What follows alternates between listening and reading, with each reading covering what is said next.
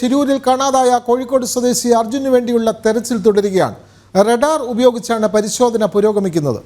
സൂറത്കൽ NITയിൽ നിന്നുള്ള സംഘമാണ് പരിശോധന ഇപ്പോൾ നടത്തുന്നത്. ചെളി മൂടിക്കിടക്കുന്നതിനാൽ സിഗ്നൽ കിട്ടാൻ ബുദ്ധിമുട്ടുണ്ടെന്ന് സ്ഥലം കളക്ടർ പറഞ്ഞു. ഭൂപ്രകൃതിയുടെ പ്രത്യേക പരിശോധനയ്ക്ക് വെല്ലുവിളി ഉയരുന്നുണ്ട്. അർജുനടക്കം 3 പേരാണ് മണ്ണിനടിയിലുള്ളത്. കൂടുതൽ വിവരങ്ങളുമായി കർണാടക ശിരൂരിൽ നിന്നും KJ ശ്രീജിത്ത് ചേരുന്നു. കോഴിക്കോട്ടെ വസതിയിൽ നിന്നും അർജുൻ്റെ വസതിയിൽ നിന്നും ദിസ്ന സുരേഷും ഉണ്ടാകും. ആദ്യം ദിസ്ന സുരേഷിലേക്ക്. ദിസ്ന, ഈ കുടുംബാംഗങ്ങളെ പോലീസ് ഈ അപകടം നടന്ന സ്ഥലത്തേക്ക് എത്തിക്കുവാൻ തയ്യാറാണ് എന്നുള്ള വിവരം കുടുംബാംഗങ്ങളെ അറിയിച്ചിരുന്നു. രാവിലെ മുതൽ ആ വാർത്തകൾ വന്നിരുന്നു. ഈ കുടുംബാംഗങ്ങൾ അങ്ങോട്ടേക്ക് പോകാനുള്ള തയ്യാറെടുപ്പുകളായിട്ടുണ്ടോ?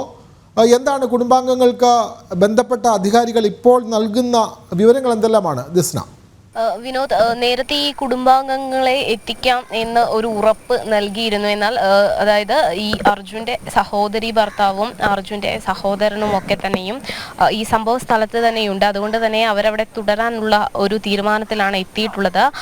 കൂടുതലായും കുടുംബാംഗങ്ങളുമായി നമ്മൾ സംസാരിച്ചപ്പോൾ അറിയാൻ സാധിച്ചിരിക്കുന്നത് അവർ അവിടെ തുടർന്ന് രക്ഷാപ്രവർത്തനങ്ങളൊക്കെ തന്നെയും വിലയിരുത്തുമെന്നൊരു കാര്യമാണ് അറിയാൻ സാധിച്ചിട്ടുള്ളത്. അവർ ഇവിടുത്തെ കുടുംബവുമായി നിരന്തരം ബന്ധപ്പെടുന്നുണ്ട്. എന്തായാലും മാത്രമല്ല, ഈ ലോറിയുടെ ഉടമയടക്കം ആ രക്ഷാദൗത്യം നടക്കുന്ന സ്ഥലത്തുണ്ട് എന്നാണ് നമുക്ക് അറിയാൻ സാധിച്ചിട്ടുള്ളത്. വലിയ പ്രതീക്ഷയിലാണ് കുടുംബം. ശുഭപ്രതീക്ഷ തന്നെയാണ് കുടുംബത്തിന് മുന്നിലുള്ളത്.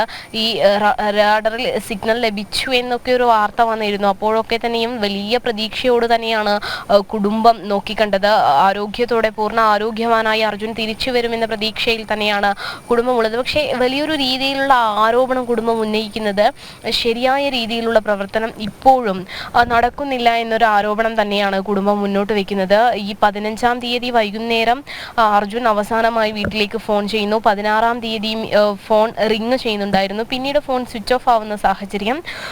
ആ സ്ഥലത്തൊക്കെ മഴയുണ്ട് എന്ന് അർജുൻ വ്യക്തമാക്കിയിരുന്നു. എന്നാൽ താൻ സുരക്ഷിതനായി യാത്ര ചെയ്യുന്നു എന്നൊരു വിവരമാണ് അർജുൻ പറഞ്ഞിരുന്നത്. പിന്നീട് അർജുനെ ഫോണിൽ ലഭ്യമാവാത്തൊരു സാഹചര്യം വന്നപ്പോൾ വീട്ടുകാർക്ക് ഒരു അപകടം സംഭവിച്ചിരുന്നു എന്ന് തോന്നിയിരുന്നു. തുടർന്ന് ഇവർ ചേവായൂർ പോലീസ് സ്റ്റേഷനിലും കർണാടക പോലീസുമായി ഒക്കെ തന്നെയും ബന്ധപ്പെടാൻ ശ്രമം നടത്തിയിരുന്നുവെങ്കിലും യാതൊരു തരത്തിലുള്ള പ്രതികരണവും ഉണ്ടായിട്ടില്ല എന്നത് തന്നെയാണ് കുടുംബം വ്യക്തമാക്കുന്നത്.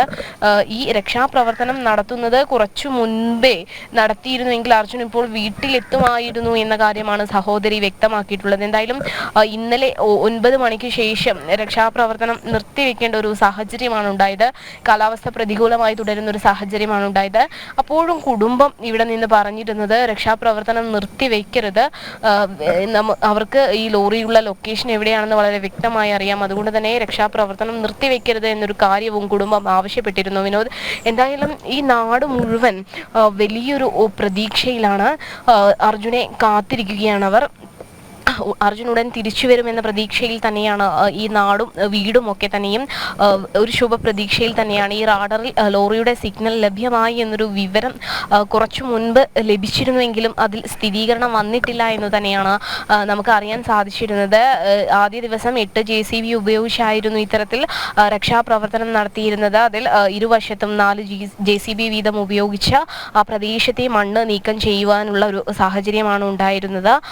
ഈ നമുക്കറിയാൻ സാധിക്കുന്നത് ഈ കൂടുതൽ ഈ മണ്ണ് നീക്കം ചെയ്യുന്നതോടൊപ്പം തന്നെ മണ്ണ് നനഞ്ഞ മണ്ണാണ്. അതുകൊണ്ട് തന്നെ നേരത്തെ ശ്രീജിത്ത് സൂചിപ്പിച്ചതുപോലെ ഈ മണ്ണ് നീക്കം ചെയ്യുക എന്നത് വളരെ ദുഷ്കരമായ ഒരു പ്രവൃത്തിയാണ് എന്നാണ് നമുക്ക് മനസ്സിലാക്കാൻ സാധിക്കുന്നത്. എന്തായാലും ഈ ഇരുവശത്തെയും മണ്ണ് നീക്കം ചെയ്തതിന് ശേഷം മാത്രമാണ് ഈ ലോറി ഉണ്ടെന്ന് പറയുന്ന സ്ഥലത്തേക്ക് രക്ഷാപ്രവർത്തനം നടത്താൻ കഴിയുകയുള്ളൂ എന്നൊരു കാര്യമാണ് അധികൃതർ തന്നെ വ്യക്തമാക്കുന്നത്.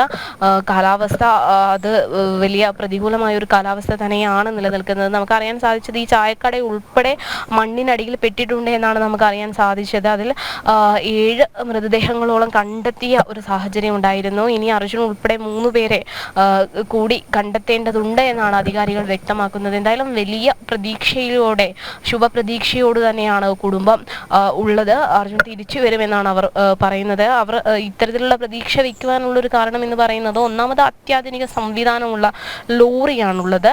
ആ ലോറിയുടെ എൻജിൻ അടക്കം ഓണായ ഒരു സാഹചര്യം ഉണ്ടായിരുന്നു. പലതവണ അർജുൻ്റെ ഫോൺ റിങ് ചെയ്തിരുന്നു. കൂടാതെ തന്നെ ഈ അർജുൻ ഉള്ള ലൊക്കേഷൻ വളരെ വ്യക്തമായി ഇവർക്കറിയാം. അതുകൊണ്ട് തന്നെ അർജുൻ തിരിച്ചു വരുമെന്ന ശുഭപ്രതീക്ഷയോട് തന്നെയാണ് കുടുംബവും വീടും ഒക്കെ തന്നെയും ഉള്ളത്.